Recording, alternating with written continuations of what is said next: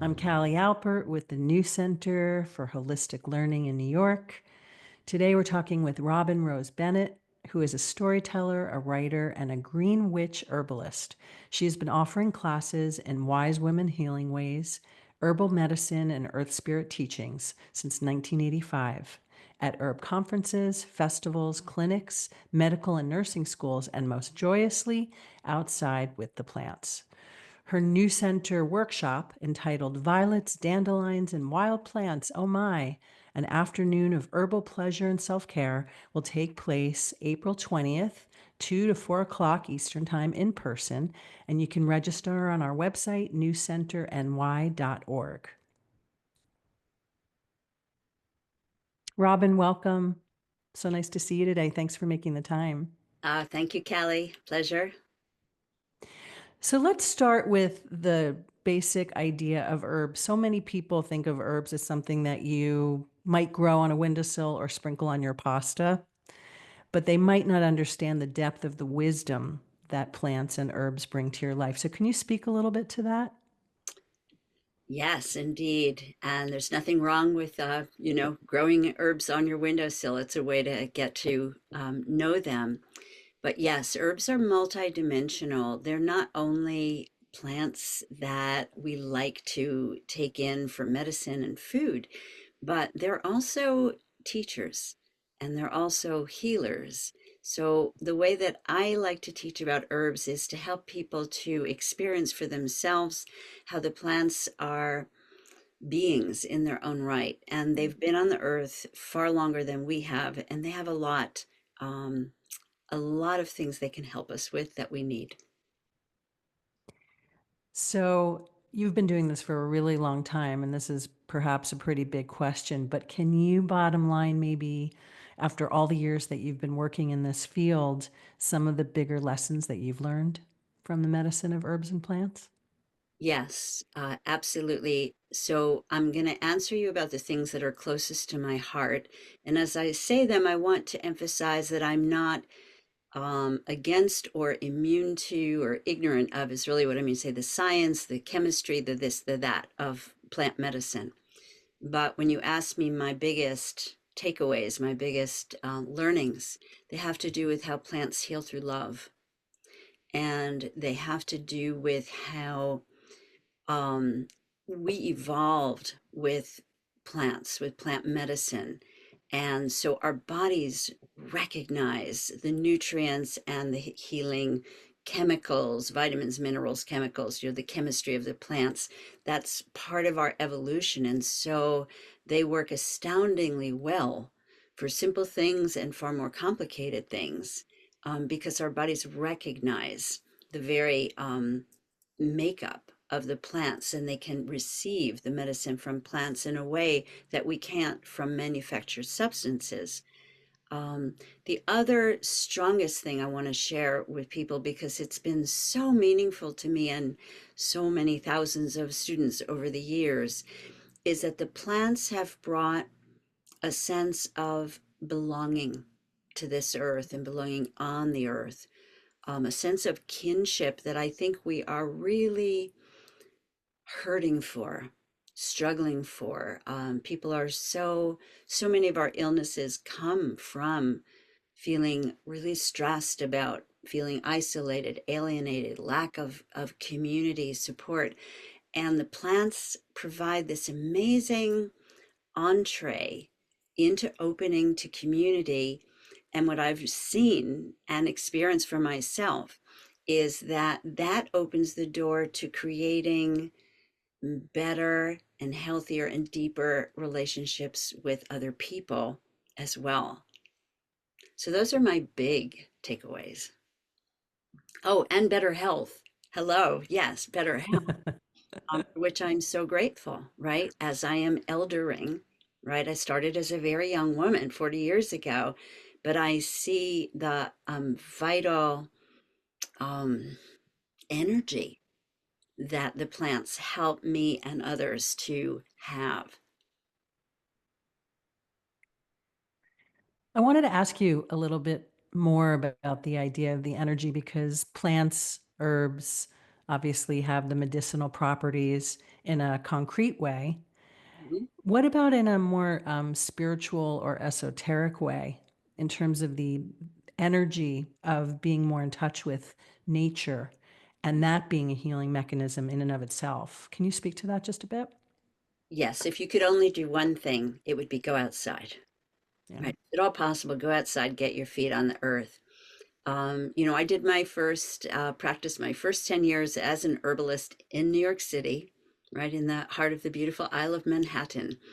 And nature is everywhere, right? In the parks, even in the grasses that grow up between the cracks of the sidewalk. Connecting with nature, the way that I do it with herbal medicine and like in the class is going to be through one plant at a time. And it's through engaging your senses, right? So let's think of something maybe easy, everybody knows, something like basil. Imagine, rubbing and sniffing a basil leaf. It's like it's uplifting, right?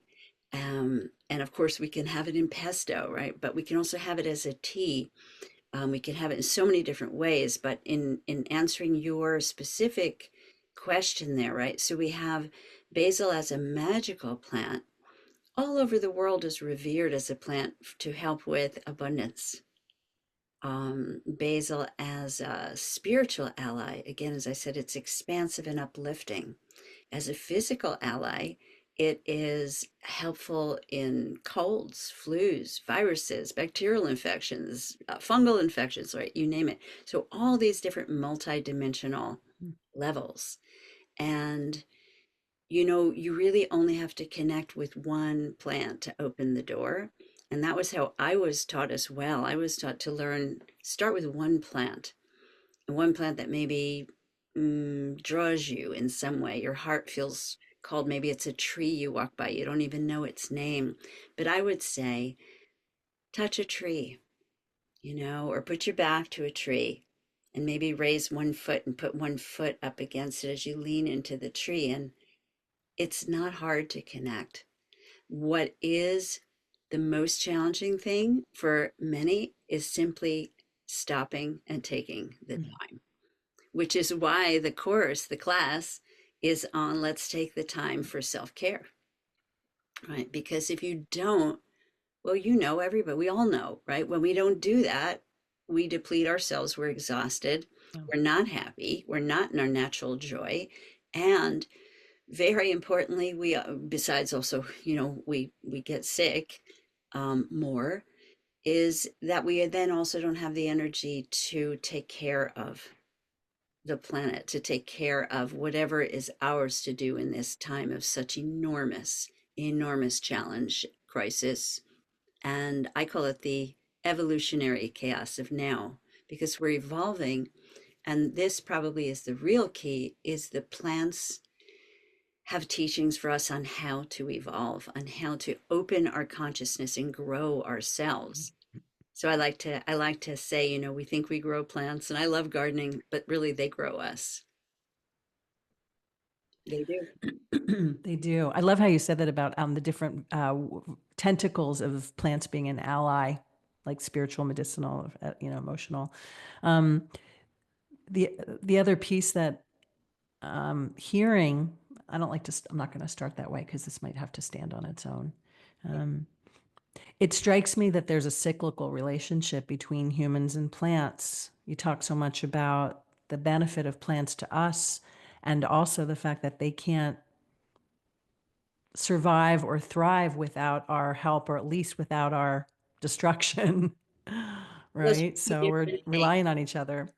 They're two different things, right? Because they can survive without us, but in order to coexist in a mutually beneficial way, we definitely can work with them. We can survive without them. They can survive without us. We can survive without them. But we're not after just survival. We're after thriving. We're after thriving.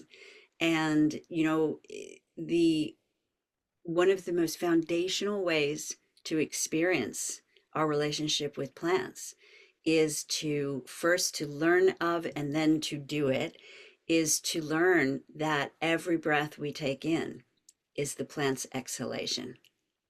right? They Mm. exhale oxygen. Like we are always in relationship with them. And then we exhale, and that's what they breathe in, right? We're not the only ones who exhale carbon dioxide. That's why they could get along without us. But the thing is that no matter how we behave, they love us.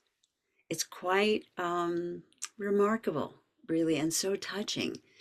And I don't ask anybody to take anything I say on my word about it. I am really interested in people experiencing.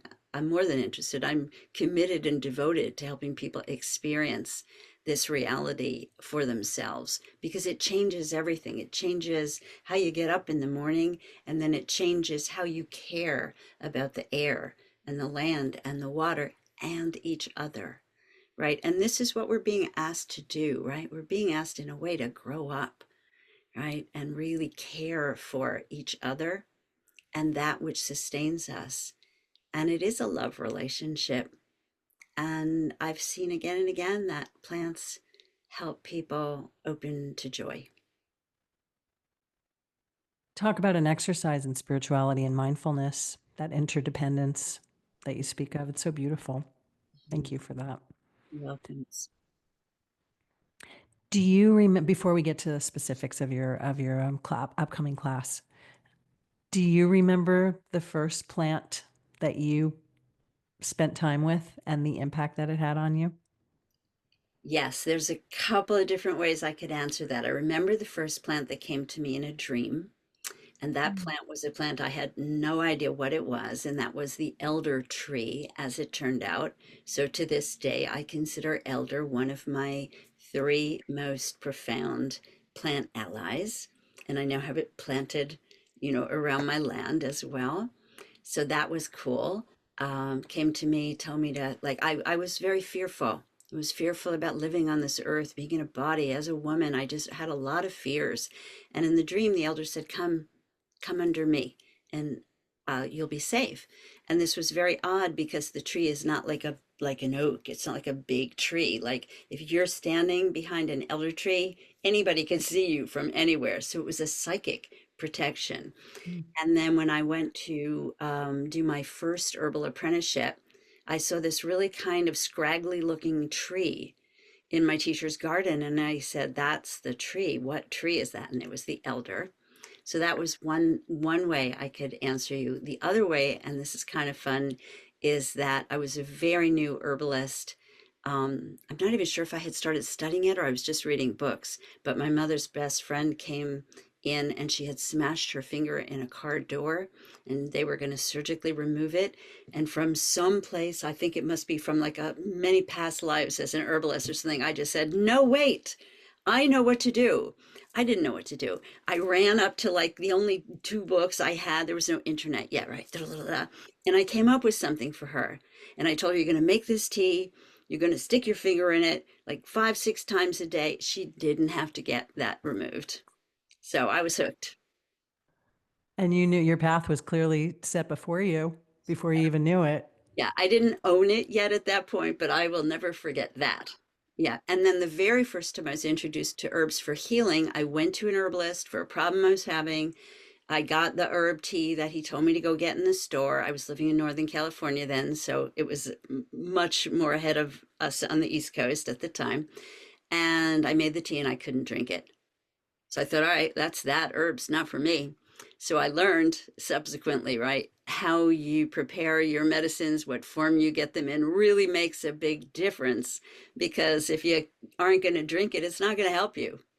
So those are three stories from my early days. And everybody's going to want to know what herb I had her stick her finger in. So I'm going to tell you, it's in my books too, but the herb is, and it's not really used for this. So this is kind of interesting too. The herb is hyssop, Hyssop.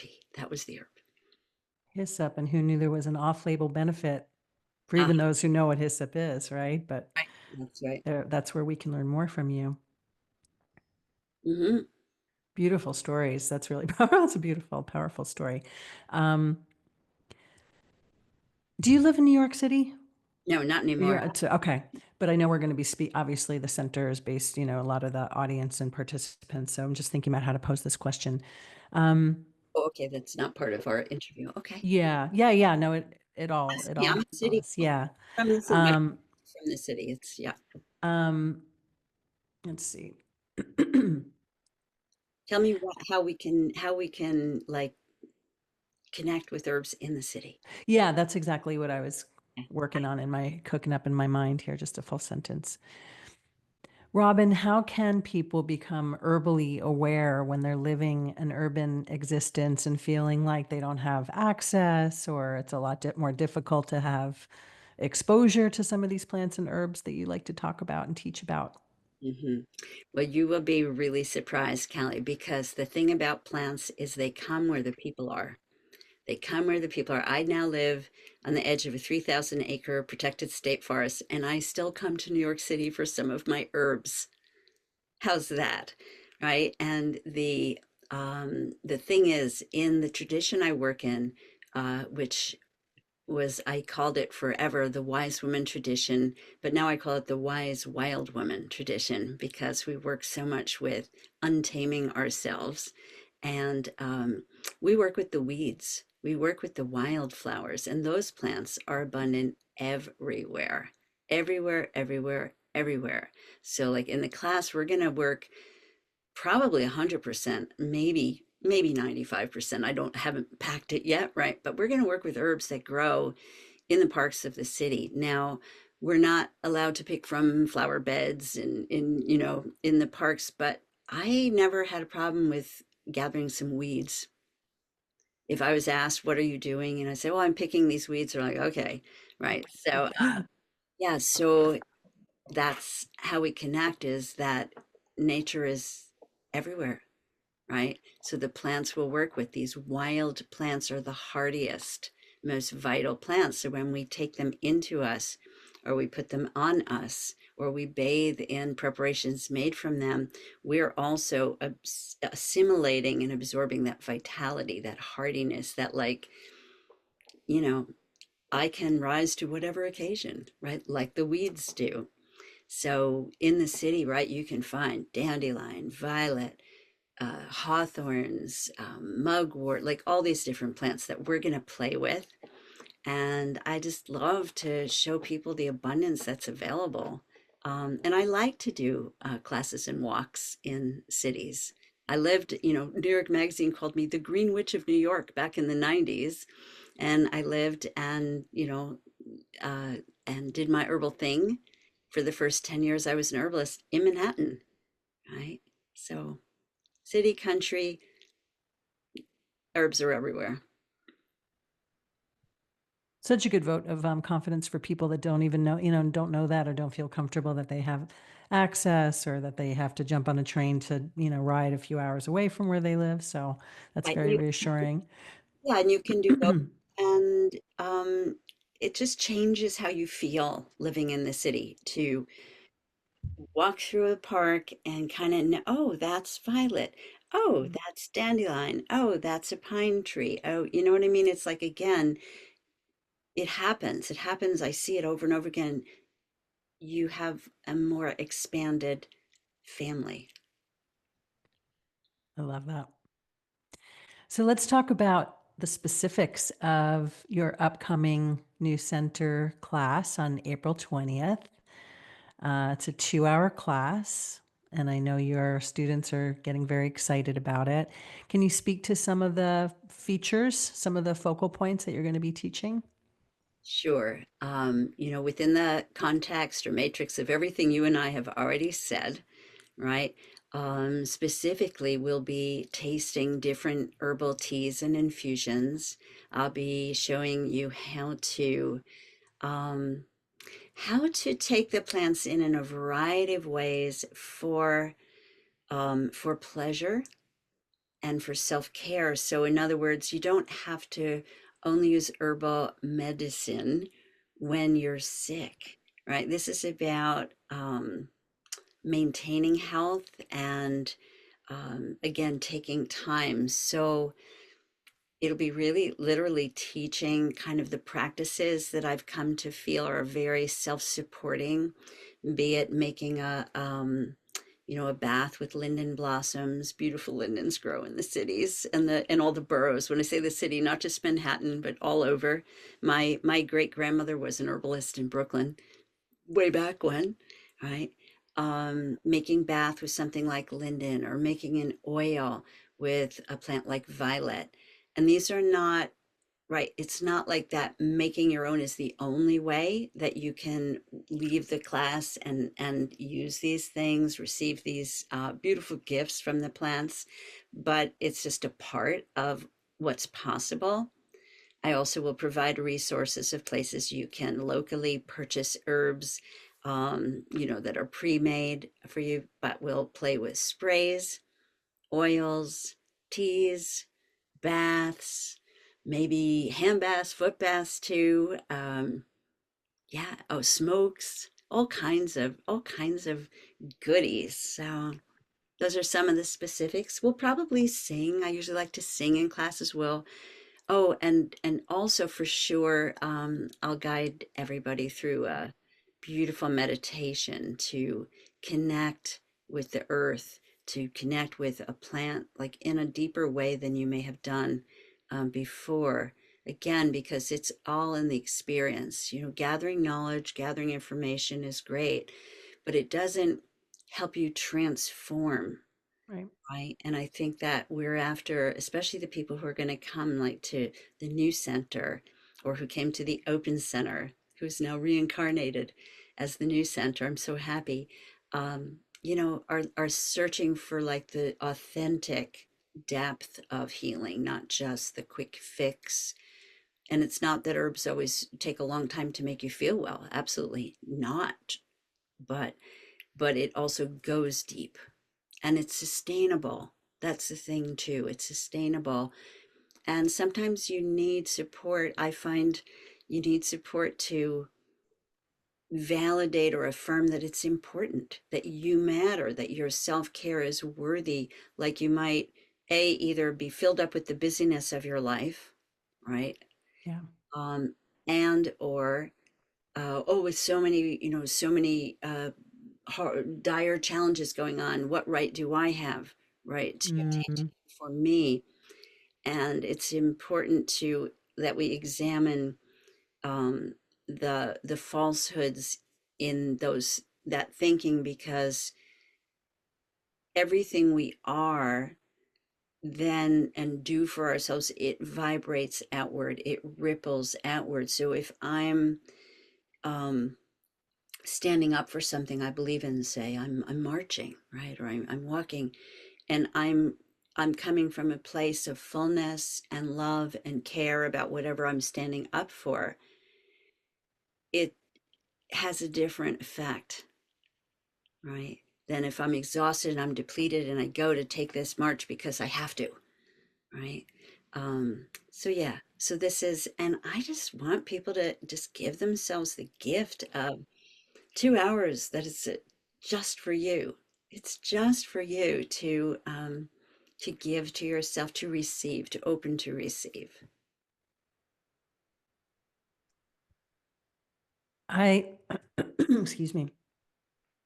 I love your point about, in essence, how we have to have our own cups be full before we can do good for our loved ones, for the world, for our jobs, for our families, and that idea of that ripple effect. And so the fact that it does start with self care, that self care doesn't necessarily mean you're being selfish. It means that you're caring for your where the starting point is, right? The nucleus of everything from which all of the rest of us comes, right? Such a big point. Meal for our family or Mm. creating a work of art, whatever it Mhm. is.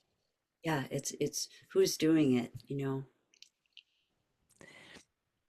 Another question about your upcoming class on April 20th. These are all really, really amazing offerings, and it's going to be a really yummy 2 hours that I can already see going by too quickly with all of these great pieces of and features.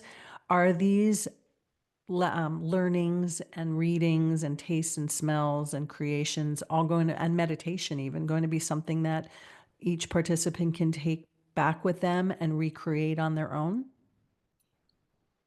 I wouldn't say they'll do everything, but Well, that would be a tall order, yeah. that would be a tall order. But absolutely, yes. It's if I don't make my self-care user friendly, I won't do it either, right? It has to be realistic in your life of how to have it, become a part of you. So I'll share lots of tips around that. And I also will be providing a beautifully done PDF booklet for download with some recipes that are all about the things we've been talking about. I don't want to give it away, but they're gonna be yummy things that are easy to make, easy to gift yourself with a few simple ingredients.